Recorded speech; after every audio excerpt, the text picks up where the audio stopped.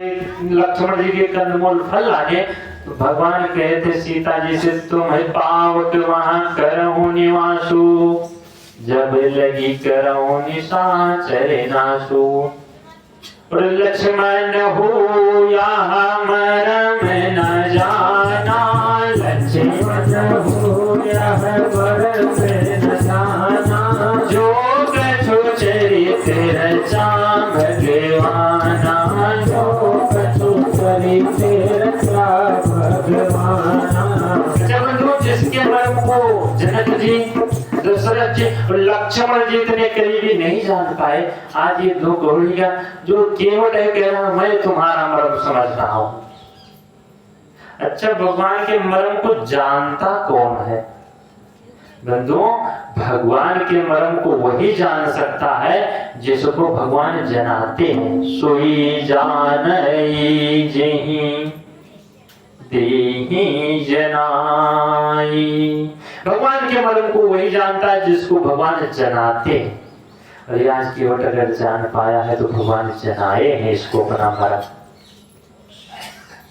केवट ने कहा प्रभु अगर आप साक्षात भगवान हो आए हो तो हमारी नाव क्यों मांग रहे हो? भगवान बोले उस पार जाना है बेटा केवट, उस पार कर दो बस हम चले जाएंगे, चुपचाप तुमसे हम कुछ और नहीं मांगेंगे। केवट ने कहा कि तुम भगवान हो तो आप शरीर भी बड़ा कर सकते हो और बड़ा सा शरीर रखो, एक कदम इधर रखो एक कदम उधर रखो, पार हो जाओ, क्यों हमसे पर कह रहे हो, नाव मांग रहे हो? भगवान बोले हम तो पार हो जाते, लेकिन संग में देखो इतनी कोमल हमारी स्त्री है, ये कैसे पार होगी? केवट भी बड़ा चालाक। केवट कह रहा जो तुम कहो संग में नारी, अति कोमल मिथिलेश कुमारी, तो इतई उठाए उतई धय देते। हम बड़ा सा शरीर रखकर इधर से उठाकर उधर रख दो, क्या चाह रहा है तुम्हारा? भगवान के भैया कर तो देते, लेकिन एक मुसीबत है। बोले क्या है? बोले ऊपर तपत है सूर्य करारे, अरे भानुवंश के बाबा हमारे। ऊपर जो सूर्य भगवान है ये हमारे कुल के बाबा लगते हैं, और जब ये देखेंगे कि हमारे कुल में इतना प्रतापी बालक आया है कि पत्नी को गोद में लेकर घूम रहा है, तो लोग क्या सोचेंगे? और अगर वो नहीं देखते तो हिंदू पूजिए मेढ़ हमारी, हिंदू हमारी प्रतिमा की पूजा करेंगे तो एक प्रतिमा ये भी बना लेंगे कि रामचंद्र गोदी ले नारी, राम जी गोदी में लेकर घूम रहे तो उसकी भी पूजा करने लगेंगे। या से लाज धर्म राखे भगवाना, लाज धर्म राखे भगवाना, मांगी नाव न केवट आना, मांगी नाव न केवट आना। भगवान इसीलिए लाज धर्म रखने के लिए मांग रहे हैं कि केवट नाव ले आओ। केवट ने कहा प्रभु अगर ऐसी बात है तो यह घाट थोड़ी तो दूर है, कटी हूँ जलनाथ दिखई हूँ जो। इसी घाट से थोड़ी सी दूर पर घाट है, वहां कमर तक केवल जल है, और कमर तक जल है, वहां चलो, हम आगे आगे चलेंगे, तुम पीछे पीछे चले आना, हम रास्ता बता देंगे, पार हो जाना। भगवान बोले भैया पैदल मत पार कराओ। अच्छा, भगवान पैदल जाने नहीं, क्योंकि केवट को मर्म पता है, इनका पूरा मर्म जानता है कि ये पैदल जाने वाले नहीं है। क्यों? क्योंकि बंधु ये जो गंगा जी हैं निकली कहां से? भगवान के चरणों से। जब राजा बलि से भगवान 3 कदम जमीन मांगे थे तो राजा बलि से जो दूसरा कदम ब्रह्मलोक में पहुंचा था तो ब्रह्मा जी दाहिने पैर का अंगूठा धुल लिए थे और अपने कमंडल में चरणोदर ले लिए, वही गंगा जी निकली थी। तो जब भागीरथी जी ने अपने पूर्वजों के कल्याण के लिए तपस्या की, गंगा जी को पृथ्वी पर बुलाए, तो ब्रह्मा जी ने कहा ऐसा करो यहां से तुम चली जाओ पृथ्वी लोक पर। गंगा जी ने कहा प्रभु हम जाने वाले नहीं। बोले क्यों? गंगा जी ने कहा मैं कदापि मही पर नहीं जई हो, तुम्हारे भवन में अति सुख पई हो, क्योंकि आए रहो कल युग विकराला, नर नारी सब होई बेहाला। कल युग आएगा, उसमें स्त्री पुरुष सब व्याकुल हो जाएंगे और कई कई पातक लोग नावे, हमरे नीर मांस रुंधवावे।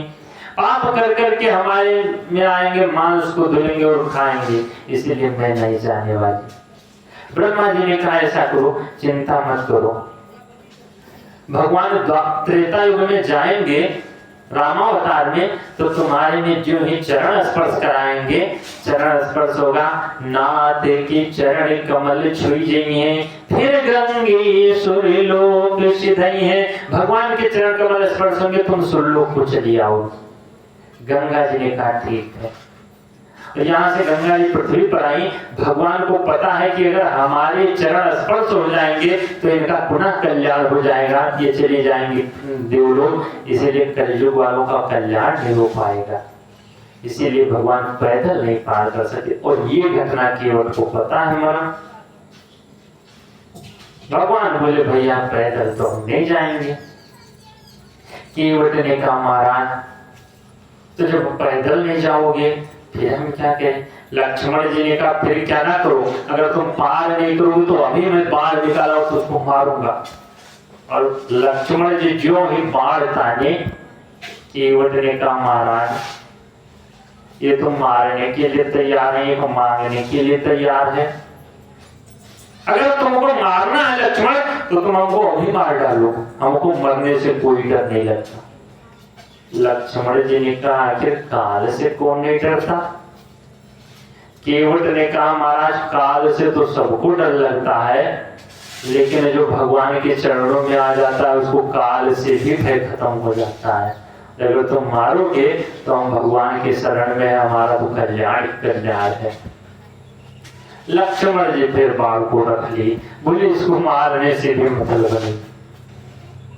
केवट ने कहा महाराज आपकी बातों को सुनकर मन करता है पार कर दे, लेकिन एक दिक्कत है। बोले क्या दिक्कत। बोले अगर मैं पार कर दूंगा तो आपके पिता दशरथ जी नाराज हो सकते हैं। बोले क्यों वो नाराज होंगे।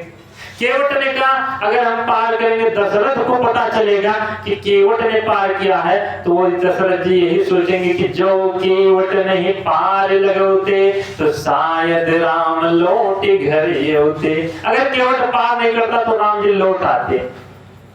और हमारी गलती देंगे दशरथ जी तो यही कहेंगे कि ये जो केवट है तब यहाँ हुकुम दशरथ की होई, या की नाव चढ़े ना कोई। और हमारी नाव पर कोई नहीं चढ़ेगा, दशरथ जी हुकुम दे देंगे तो मोतराई दियो एक छोटी और मोरी चली जाई लड़कन के रोटी। तुम तो छोटी सी उतराई दोगे, हमारे बाल बच्चों की रोटी टन जाएगी, इसीलिए मैं नहीं पार करूंगा। भगवान बहुत विनती किए, बोले नहीं नहीं कोई नहीं, किसी से नहीं बोलेगा, तुम पार तो कर दो। केवट कहने लगा महाराज आपकी बातों को सुनकर तो मन करता है पार कर दो, क्योंकि इतना सुंदर बोलते हो। तेरी भोली सी सूरत शमरिया,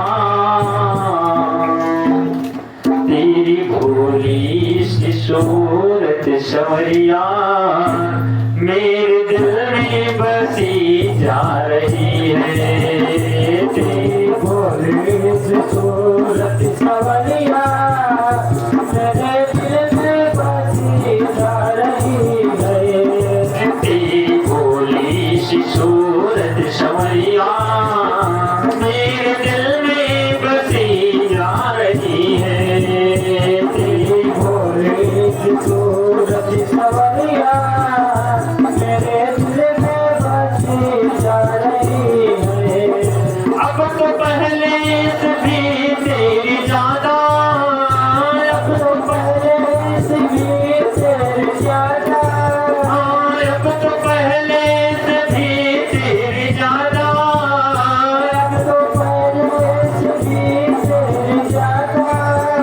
ना जाने क्यों याद रही है, ना जाने क्यों याद आ रही है। तुमसे देखा न और कहीं है, तुमसे देखा न और कहीं है, तुमसे दूजा न और कहीं है, तुमसे दूजा न और कहीं है।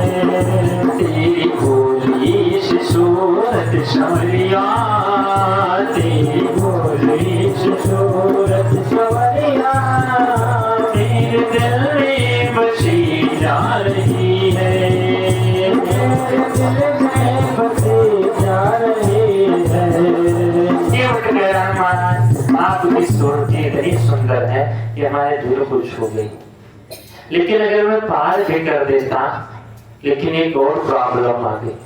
भगवान बोले कौन सी प्रॉब्लम होगा? केवट ने कहा महाराज हमने सुना आपके चरणों में ऐसी रज है, ऐसी धूल लगी होती है कि वो पत्थर को भी छूती है तो स्त्री बन जाती है।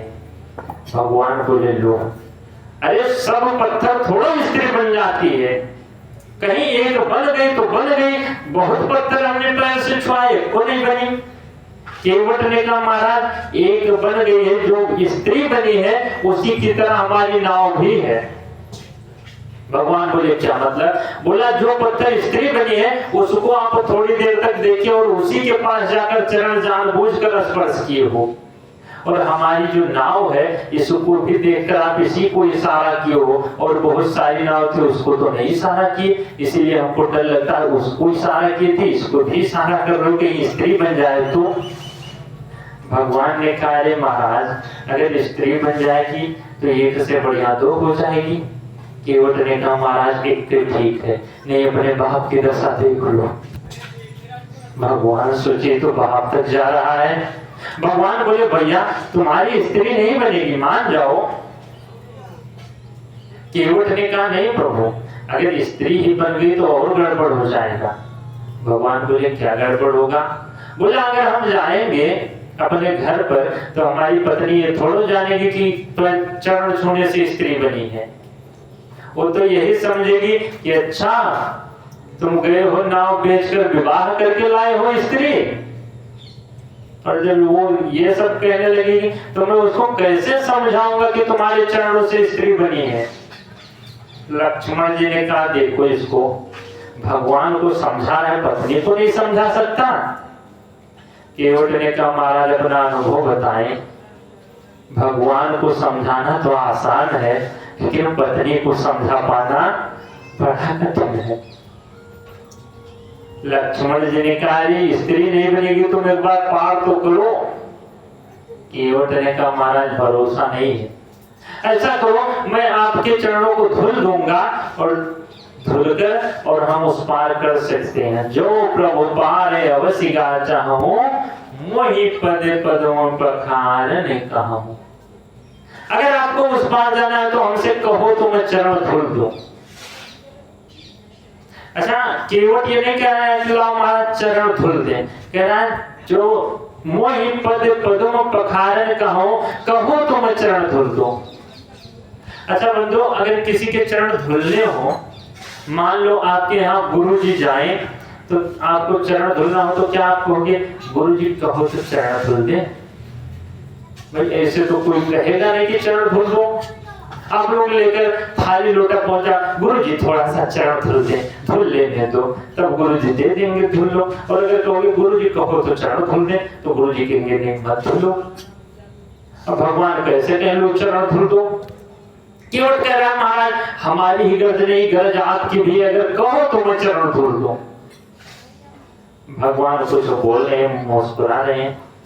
अच्छा केवट इतना भोला है कि केवट को ये पता भी नहीं कि भगवान से कैसे बात करना चाहिए।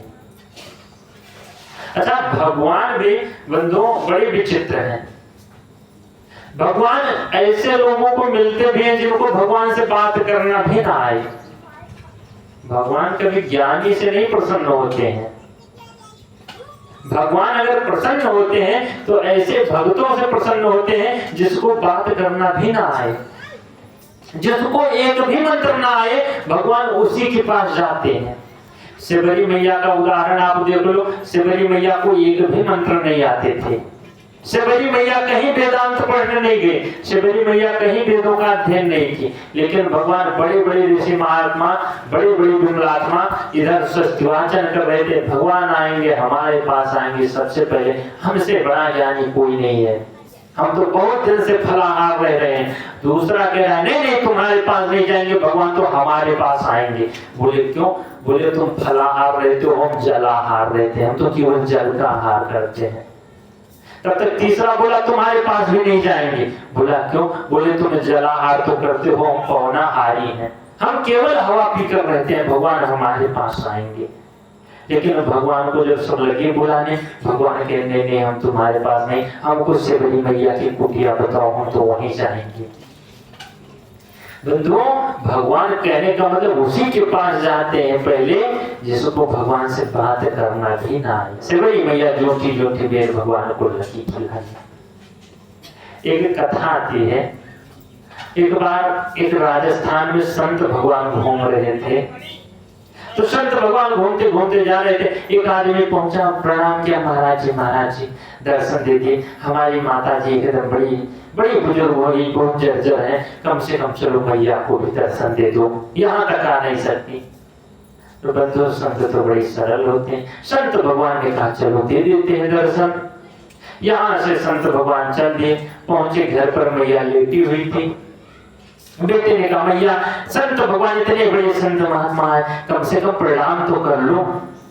अब मैया उसी राजस्थानी भाषा में देखी संत भगवानों को, बोली गोरु जी थारो खर्चो, गोरु जी थारो खर्चो।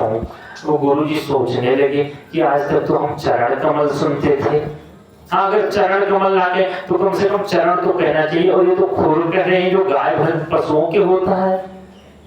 संत भगवान को क्रोध आया, संत भगवान उनको लगे डांटने, अरे मैया ऐसे बोलोगी तो तुमको नरक होगा, नरक जाओगी नरक। अब मैया सोची संत भगवान हमको आशीर्वाद दे रहे हैं।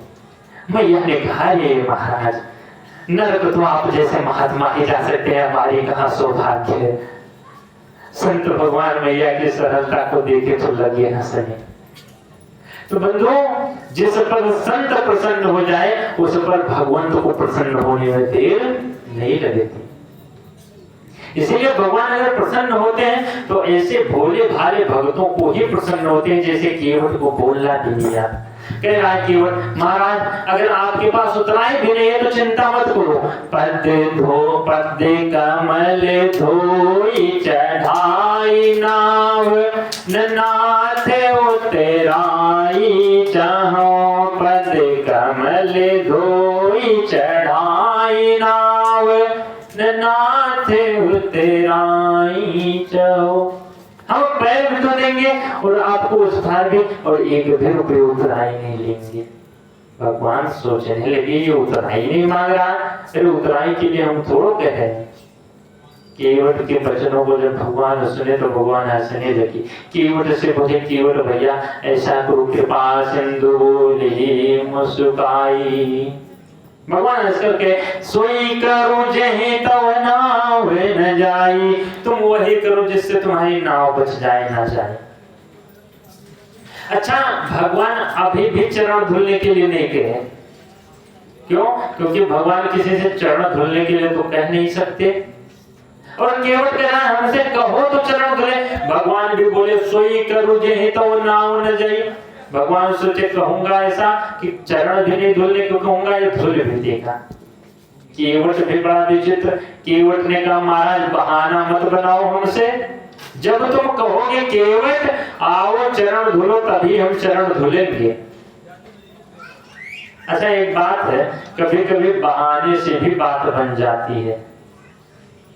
हाँ, ऐसा बहाना, लोग कुछ मांगने जाना हो तो जैसे माताएं कभी कभी गांव में जाती हैं तो किसी के घर पहुंचेंगी, बैठेंगी थोड़ी देर। अगर मान लो दही मांगना है थोड़ा सा तो जाएंगी, बैठेंगी, गाय वाय लगती है तो वो भी बोलेंगी हाँ गाय वाय तो लगती है, तो दूध बढ़िया देती होगी, हाँ दूध देती, तो दही भी जमाती होगी, हाँ जमा, थोड़ा सा चाहिए ले आए ले जाओ घर, अच्छा चलो जब तुम्हारा प्रेम है तो ले जाएंगे। अच्छा काम भी बन गया, मांगना भी नहीं पड़ा। ऐसे ही एक संत की कथा आती है। एक संत जी गए थे निमंत्रण खाने। अब जब संत जी निमंत्रण के लिए गए तो एक बूढ़ी मैया निमंत्रण लेती। संत भगवान उनके घर में जब पहुंचे, निमंत्रण के लिए बैठे, तो मैया बड़ा सुंदर सुंदर व्यंजन बनाई और व्यंजन बनाकर संत भगवान को बिठाकर बढ़िया चौका लगाकर वहीं बिठाकर लाई, सुंदर सुंदर व्यंजन रख दी थाली में परोसकर। और संत भगवान के लगी पंखा आंकड़े और संत भगवान से बात करने लगी मीठी मीठी। संत भगवान एक बार अपनी थाली देखी, एक बार चूल्हे के पास पापड़ की थाली रखी थी, उसको मैया देना भूल गई। अब संत भगवान बार बार पापड़ देख रहे हैं, सोचते हैं अब पापड़ कैसे मांगे, हमारी थाली में पापड़ है, अच्छा मांगे तो बेइज्जती। संत भगवान का ध्यान अपनी थाली पर नहीं, बार बार उसे पापड़ को देख रहे हैं। अच्छा जीव का स्वभाव होता है, करोड़ों की संपत्ति अपने पास हो तो 2 कौड़ी की लगेगी और 2 कौड़ी की ना हो तो लगेगी करोड़ों की है। संत भगवान भी अपनी थाली नहीं देख रहे, बार बार पापड़ की थाली। अब मांगे कैसे? संत भगवान बहाना बनाए। संत भगवान कहने लगे मैया बड़ी कृपा रही भगवान की जो आपके दर्शन हो गए। मैया ने कहा क्यों बाबा क्या हुआ? बोले अरे मैया रास्ते में आ रहे थे, एक सांप मिला। बोले अच्छा सांप मिला? बोले अरे पूछो मत, इतना बड़ा सांप। बोले कितना बड़ा? बोले इतना बड़ा। बोले अरे महाराज कितना बड़ा? बोले यहाँ से वो पापड़ की थाली इतना बड़ा। मैया ने कहा अरे महाराज हम तो पापड़ देना भूल गए। संत भगवान ने कहा हम तो सांप बता रहे थे। तो कभी कभी बात बहाने से भी काम बन जाता है। केवट से भगवान लगे बहाना बनाने कि केवट सोई करो जही तब नाव न जाए। केवट कह रहा महाराज हम बहाना बनाने से काम नहीं बनेगा, तुम हमसे कहो आओ चरण धो। भगवान समझ गए मानने वाला नहीं और भगवान कहने लगे जाओ बेगियान जल पाए पखारो, बेगियान जल पाए पखारो, बेगियान जल पाए पखारो, बेगियान जल पाए पखारो, होत बिलम उतारे पारो, होत बिलम उतारे। भगवान ने बोले केवट ने कहा महाराज को जाओ छोड़ दे। केवट गया वहां से कठौता लेकर आया। केवट राम रजाय सुपावा और आने कठौता भरी ले आवा। केवट गया पानी से कठौता भर लाया। अच्छा कठौता आप लोग जानते होंगे, अब आजकल के बच्चे तो शायद नहीं जानते होंगे कि बच्चे भी जानते हैं। पहले लकड़ी का बड़ा सा होता था बर्तन जिसमें माता पहले आटा गूंथा करती थी। पहले स्टील में, पहले लकड़ी में गूंथती थी। अच्छा केवट गया तो कठौती भी नहीं लाया, कठौता ले आया। सोचा अगर कठौती ले जाएंगे तो स्त्री बन जाएगी, कहीं छू जाएगा चरण, और कठौता ले जाएंगे तो स्त्री न बनकर पुरुष बन जाएगा और पुरुष बनेगा तो बढ़िया उससे मैं अपनी नाव चलवाऊंगा और खुद सेठ बनकर बैठूंगा। केवट बड़ा चालाक आदमी। केवट गया कठौता लेकर आया। उसकी पत्नी दौड़ लगी रोनी, बोली महाराज अरे ये बताओ भगवान के चरण चूम धुलने हैं तो हमारे पास भगवान ने अगर दिए होते बढ़िया स्टील के बर्तन, बढ़िया लोग सोने चांदी के बर्तन से धुलते हैं, हमारे भगवान अगर स्टील के भी बर्तन धुले होते तो मैं इसमें क्यों धुलती? केवट ने कहा तो मत, अरे अगर भगवान हमको स्टील चांदी सोने के भी दिए होते तब भी मैं कठौते में ही धुलता। बोली क्यों? बोली जो चांदी का बर्तन होता उसमें तो भगवान के चरण धुल तो फिर चरणोदक मिलने वाला नहीं है, लेकिन ये जो कठौता है ये पानी को सोख लेगा और चरणोदक सोख लेगा तो तुम आटा जब गूंथोगे उसमें तो रोज हमको भगवान का चरणोदक मिलता रहेगा, इसीलिए मैं इसी में ही धुलूंगा। और केवट गया भगवान के चरणों को खूब धुला और जो ही केवट लगा धुलने अति आनंद उमगे अनुरागा, अति आनंद उमगे अनुरागा, जवन सरोज प्रधान लागा, चरण सरोज केवट चरणों को लगा बोले भगवान कहे रे केवट अब तो बस करो, एक पैर से मैं खड़े खड़े थक गया। केवट ने कहा बस इतनी देर में थक गए?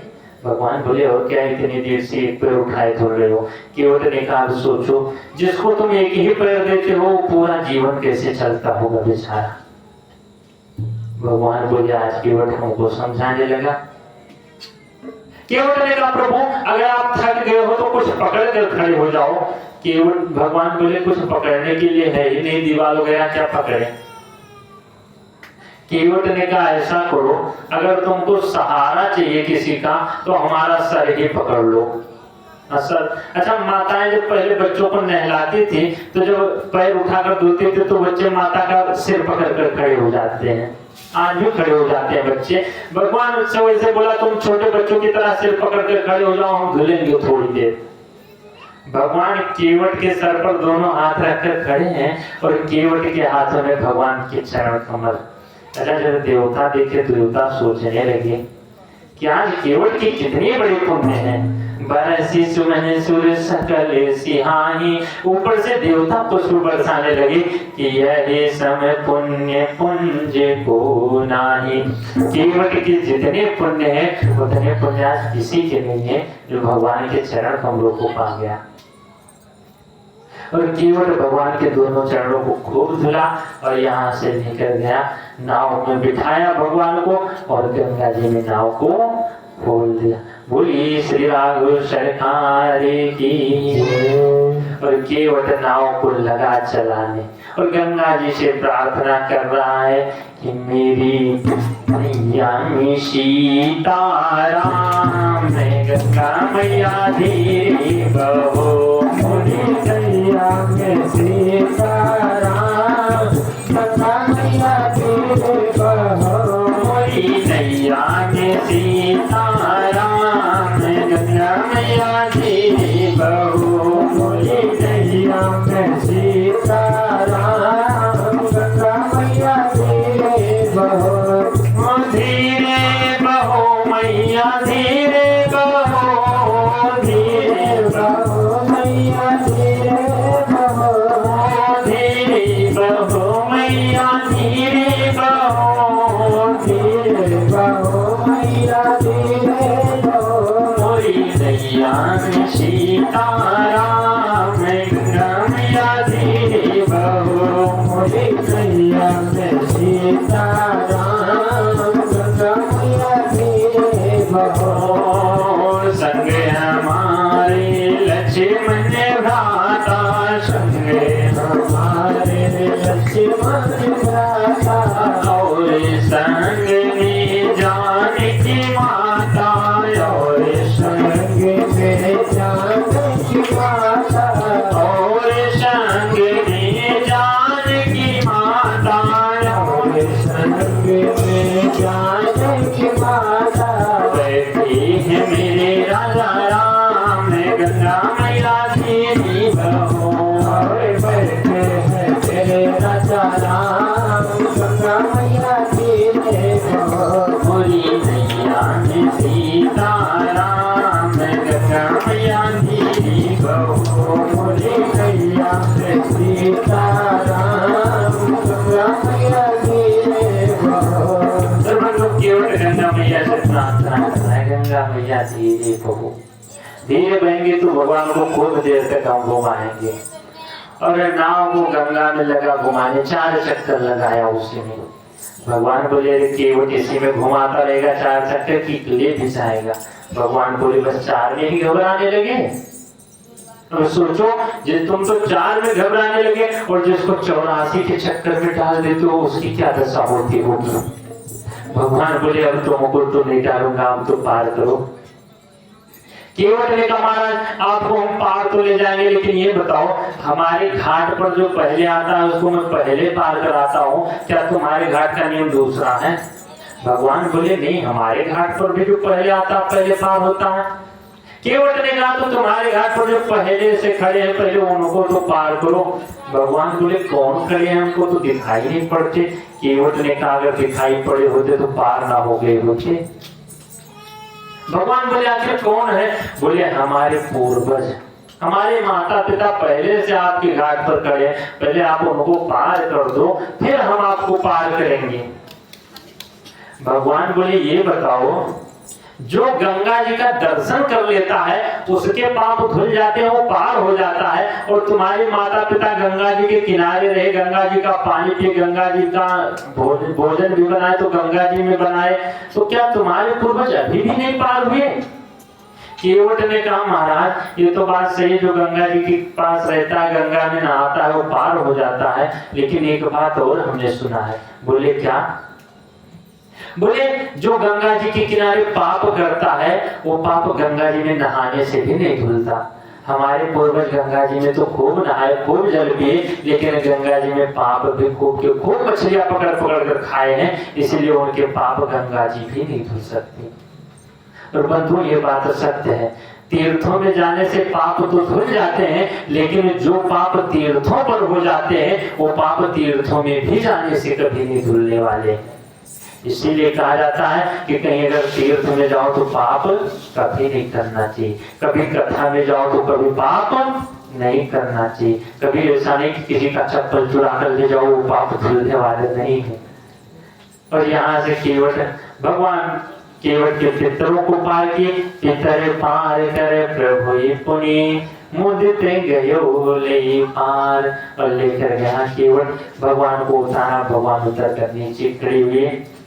जो ये भगवान उतरे, केवट ऊपर से आया नीचे नाव से, और केवट उतरे दंडवत कीना, प्रभु ही सकुच यही नहीं कशो दीना। भगवान ने कहा केवट आपको तो हम कुछ दे नहीं पाए। और जो ही भगवान को संकोच आया, माता सीता मन मुदरी मन मुदित उतारी, प्रसन्न होकर अपनी एक मुद्रिका थी वही निकाल कर दे दी, प्रभु लो केवट को दे दो। केवट लगा रोने। केवट ने कहा महाराज एक बार आपके चरण जनक जी धुले थे, जो ये अंगूठी दिए थे, और एक दूसरा मैं चरण धुला, अगर मैं कुछ देना पाऊं तो अंगूठी भी ले लो, मैं इतना नीच हूं। भगवान ने कहा कुछ तो ले लो। केवट ने कहा महाराज नहीं, अब फिरती बार मोहि जो देवा, सो प्रसाद में सिर धरि लेवा। लौटते समय तुम जो देवो मैं सब ग्रहण कर लूंगा प्रसाद स्वरूप। और यहाँ से केवट भगवान को विदा करके चला आया। इस बार भगवान भी अपनी वनवास की यात्रा प्रारंभ की। बोलिए श्री राघव सरकार की जय हो। बंधुओं आज की कथा को हम लोग ये